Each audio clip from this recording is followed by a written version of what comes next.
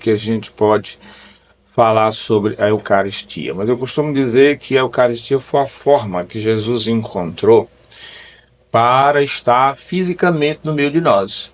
Ele, antes de ascender aos céus, antes de subir aos céus, ele reuniu os discípulos e disse para os discípulos: vão pelo mundo inteiro, fazer discípulos meus, todos batizando em nome do Pai, do Filho e do Espírito Santo. E ele disse isso: eis que eu estarei com vocês todos os dias até o fim do mundo. E a forma que ele encontrou para estar no meio de nós, cumprindo esta promessa, foi na Eucaristia, para estar fisicamente no meio de nós. Claro que a igreja que é o corpo de Cristo, a igreja é Cristo continuado no mundo, no meio de nós, Aquilo que ele fazia quando estava no meio de nós, ele continua fazendo.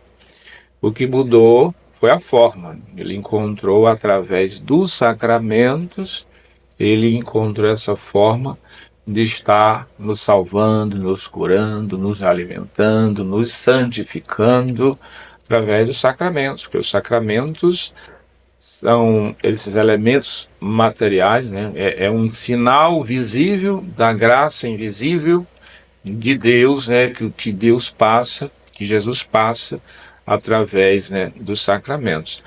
E o sacramento por excelência é a Eucaristia, que é Ele mesmo, Seu corpo, o seu sangue, sua alma, sua divindade, é o próprio Cristo no meio de nós, Agora a gente pode também abordar a Eucaristia por vários aspectos. Na igreja, por exemplo, ela é a fonte. É o cume de toda a nossa vida da igreja. Tudo está direcionado realmente para a Eucaristia, porque no fundo é o maior tesouro que nós temos, porque é o próprio Jesus, o nosso Senhor e Salvador. Eu gostaria que o senhor explicasse para a gente agora sobre o momento da transubstanciação, quando e como ela acontece. Bem, como você disse, quando foi que Jesus instituiu a Eucaristia e fez isso?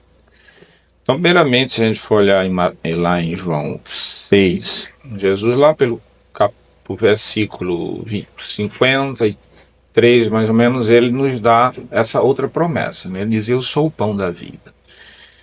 E lá diz: se você não comer a minha carne e não beber o meu sangue, você não terão a vida. Quem comer a minha carne e beber o meu sangue, permanece em mim e eu permaneço nele. E o pão que eu darei, futuro ele iria dar, é verdadeiramente o meu corpo, verdadeiramente o meu sangue.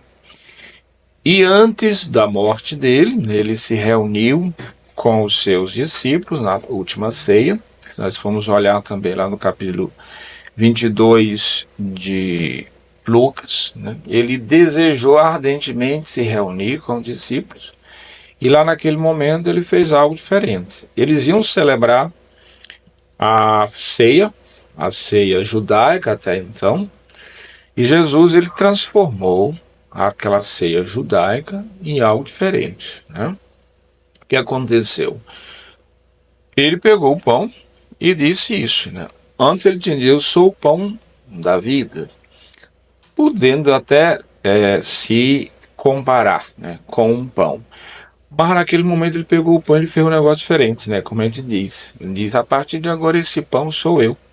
Ele disse: isso é o meu corpo, este é o meu corpo. Pegou o cálice com vinho e disse: este é o cálice do meu sangue da nova aliança.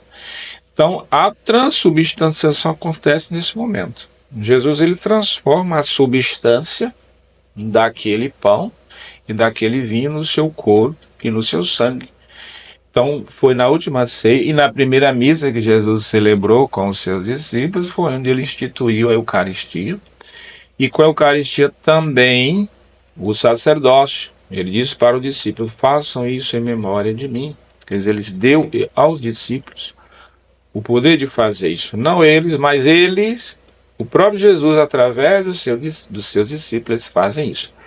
Porque os irmãos protestantes, muitas vezes, dizem o seguinte: não ali, foi uma forma que Jesus encontrou para falar, é só uma figura de linguagem, Não é bem isso que ele quis dizer. Não, é diferente. Antes ele dizia, eu sou o pão da vida. Agora ele disse, esse pão sou eu. Quer dizer, isto é o meu corpo. Então, na missa, onde nós celebramos a Eucaristia, quer dizer, no momento da celebração que nós chamamos a oração eucarística, o sacerdote faz a mesma coisa que Jesus fez. Na verdade, não é o sacerdote em si que faz. É o próprio Jesus, né, na graça do Espírito, na comunhão do Espírito Santo. Quer dizer, o Pai, o Filho e o Espírito Santo sempre estão presentes naquilo que se faz, né? Mas naquele momento, né? Por isso que o sacerdote, na hora a gente faz a invocação do Espírito Santo sobre o pão e o vinho, porque é o Espírito Santo que faz esse milagre, né? Assim como ele gerou Jesus no ventre de Nossa Senhora, ele transforma aquela substância do pão em Cristo, né? E o vinho também em Cristo. É o que nós chamamos. E no momento da narrativa que nós chamamos, ou seja, nós dizemos as mesmas palavras que Jesus disse, é o meu corpo, é o meu sangue, acontece ao momento da transubstanciação, né? Aquele pão não é mais pão, aquele vinho não é mais vinho. As espécies continuam. Que espécies? Espécie significa aparência. Continua com a aparência de pão, continua com gosto de pão, continua com a aparência de vinho, continua com gosto de vinho, mas não é pão, mas não é vinho. É o corpo e sangue de Cristo, né? Corpo e sangue, alma e divindade de Cristo presente no meio de nós fisicamente. É ele ali, né? É a Eucaristia, Jesus. É como diz o mistério da fé, né? Exatamente. E dentro dessa questão, a gente quer saber, São Paulo fala que não devemos comungar indignamente.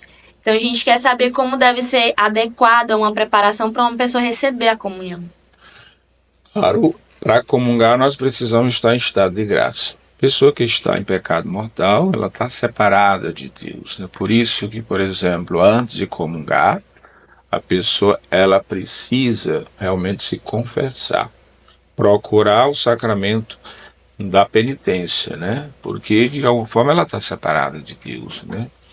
Caso ela venha realizar nessa comunhão, ao invés de estar se salvando, pode estar se condenando mais ainda. Claro, isso para quem é. Mas para a gente realmente participar, primeiro tem que ser cristão, né? Tem que ser batizado. A pessoa que ainda não é batizada, ela não é cristã.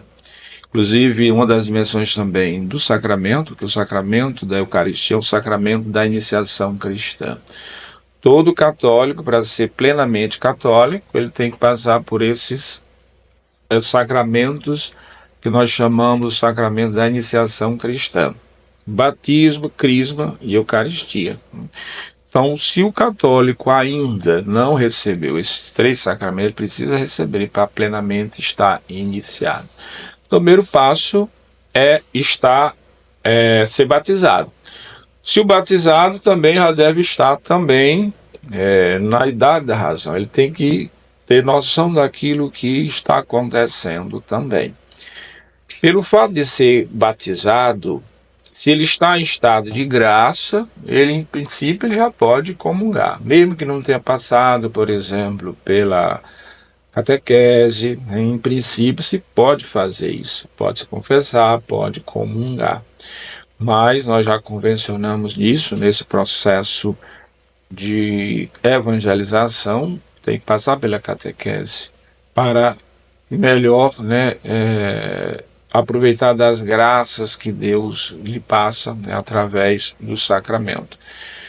Se a pessoa, por exemplo, está em pecado mortal, ou ela já está com muitos anos, né, que não se confessa, melhor ir se confessar, né? Melhor ir se confessar. Outra coisa, mesmo se ela já fez, né, a primeira comunhão e tem consciência de pecado, né, precisa também estar se confessando. Pessoas, por exemplo, que estão só em estado, né, de juntos ou casados, civil, a igreja orienta essas pessoas. As pessoas pensam que a igreja discrimina as pessoas, mas não é isso. A igreja sempre tem o cuidado de salvar as pessoas. A missão da igreja é salvar, não é condenar quem quer que seja. Mas a pessoa ela deve estar disposta também para receber o corpo e o sangue de Cristo. Deus só, não vai salvar, só nos vai salvar se nós quisermos e fizermos também a vontade dele. Não pode ser como eu quero, né? Por isso que a igreja orienta também irmãos que estão só junto ao casado civil, que primeiramente busca a bênção do matrimônio. Por quê?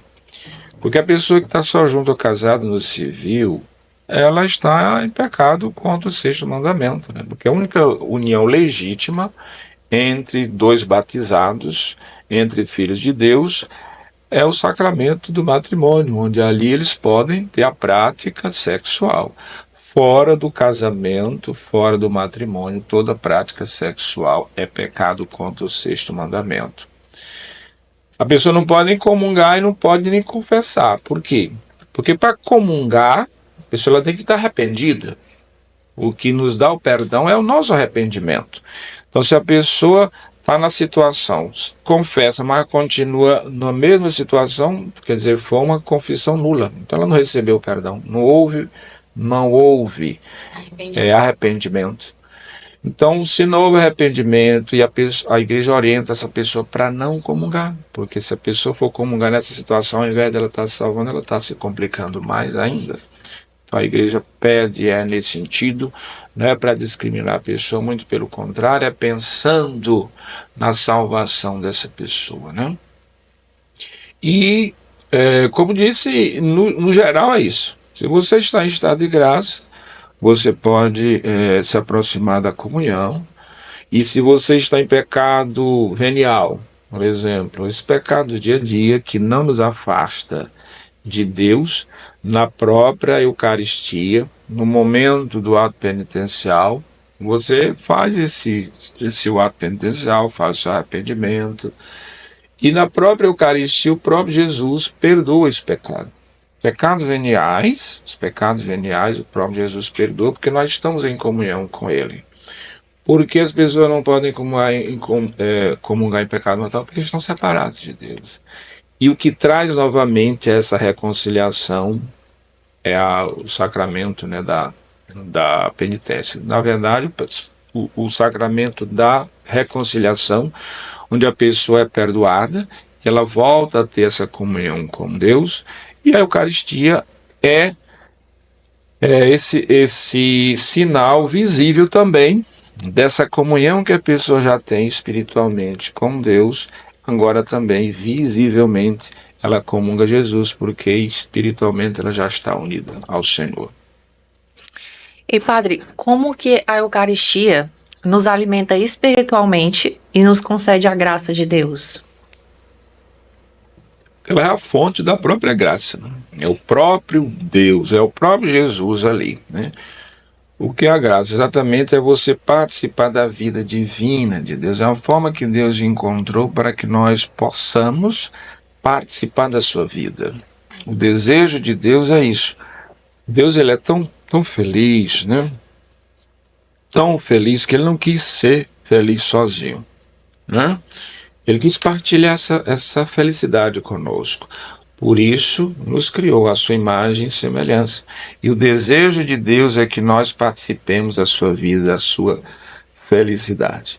Embora nós tenhamos negado isso pelo pecado, né? Os primeiros pais nossos negaram isso, nós caímos em perdição, em condenação. Mas Jesus disse que Deus amou de tal modo o mundo que enviou o seu Filho para que todo que nele crer não pereça, mas tem a vida eterna. Deus não deu essa segunda chance, né? Trazendo o seu Filho para assumir a nossa humanidade e menos o pecado, para nos trazer de volta para Ele. Então, Jesus morrendo, se oferecendo a Deus por nós, Ele pagou todo o pecado que nós cometemos, de sobra até, né? para que a partir de agora nós possamos novamente comungar, estar em comunhão com Deus, voltar a participar dessa vida de Deus, né? Através, né, dos sacramentos. Através dos sacramentos e de modo especialíssimo, né, a Eucaristia.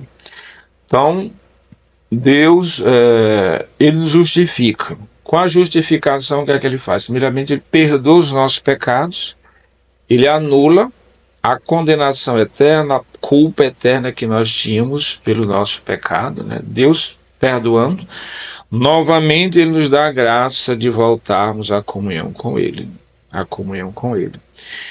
E nessa comunhão com ele é que ele vai nos santificando. A justificação é isso, é o perdão dos pecados. Jesus morreu para o perdão dos nossos pecados e ressuscitou para a nossa justificação nesse sentido.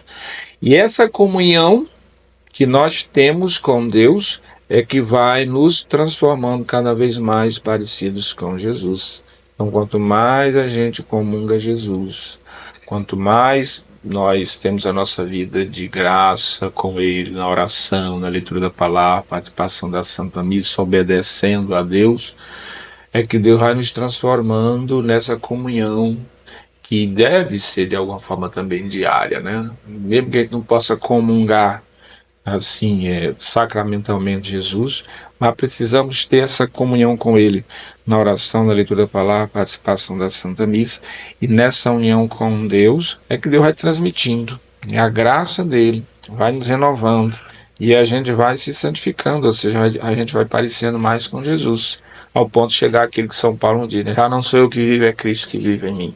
Então, à medida que a gente está nessa comunhão com o Senhor, em estado de graça, né, como a gente diz, é que nós vamos experimentando, né, esta graça do Senhor, que Ele vai nos fazendo cada vez mais pensar, agir, falar como Jesus, né, falar como Jesus, ser outros Cristos, né, ser outros Cristos no meio do povo, como diz Jesus, vocês são a luz do mundo. Brilha a luz de vocês para que os homens vendo as boas obras que vocês fazem e glorifiquem a Deus, né, que está no céu.